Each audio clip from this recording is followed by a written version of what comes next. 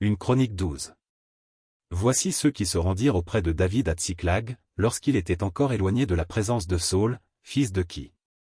Il faisait partie des vaillants hommes qui lui prêtèrent leur secours pendant la guerre.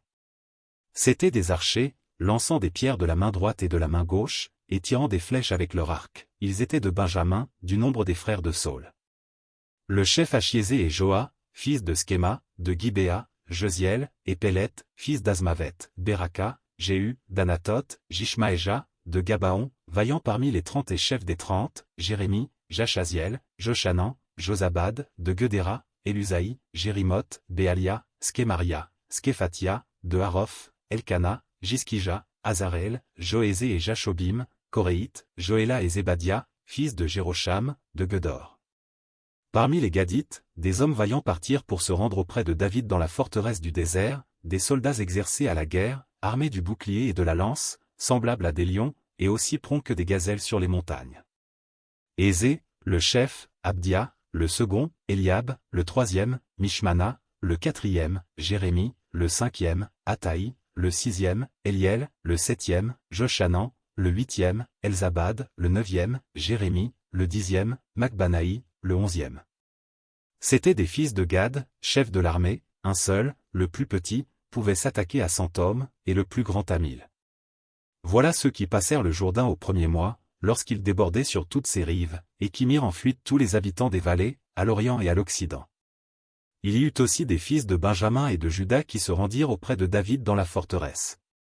David sortit au-devant d'eux, et leur adressa la parole, en disant, « Si vous venez à moi dans de bonnes intentions pour me secourir, mon cœur s'unira à vous, mais si c'est pour me tromper au profit de mes ennemis, quand je ne commets aucune violence, que le Dieu de nos pères le voie et qu'il fasse justice. » Amasaï, l'un des principaux officiers, fut revêtu de l'esprit, et dit, « Nous sommes à toi, David, et avec toi, fils d'Isaïe. Paix, paix à toi, et paix à ceux qui te secourent, car ton Dieu t'a secouru. » Et David les accueillit, et les plaça parmi les chefs de la troupe. Des hommes de Manassé se joignirent à David, lorsqu'il alla faire la guerre à Saül avec les Philistins.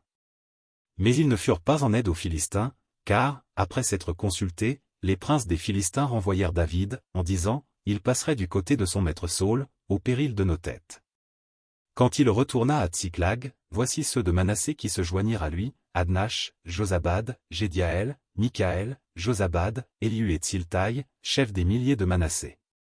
Ils prêtèrent leur secours à David contre la troupe, des pillards amalécites, car ils étaient tous de vaillants hommes, et ils furent chefs dans l'armée. Et de jour en jour des gens arrivaient auprès de David pour le secourir, jusqu'à ce qu'il eût un grand camp, comme un camp de Dieu.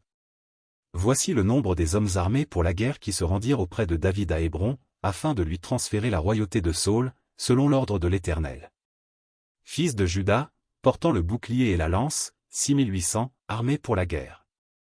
Des fils de Siméon, hommes vaillants à la guerre, 7100. Des fils de Lévi, 4600, et Jéhojada, prince d'Aaron, et avec lui 3700, et Tsadok, vaillant jeune homme, et la maison de son père, 22 chefs.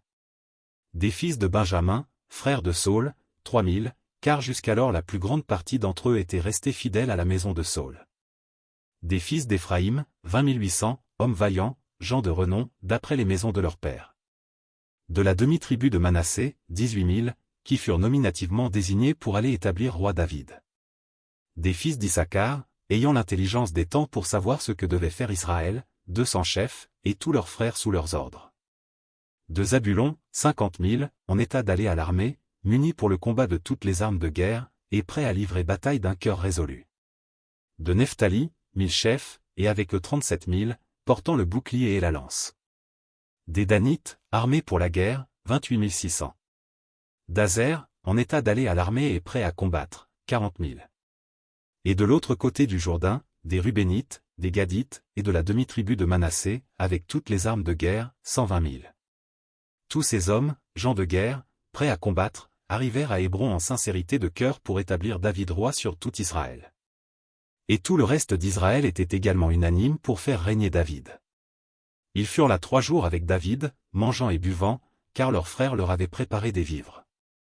Et même ceux qui habitaient près d'eux jusqu'à Issachar, à Zabulon et à Nephtali, apportaient des aliments sur des ânes, sur des chameaux, sur des mulets et sur des bœufs, des mets de farine, des masses de figues sèches et de raisins secs, du vin, de l'huile, des bœufs et des brebis en abondance, car Israël était dans la joie.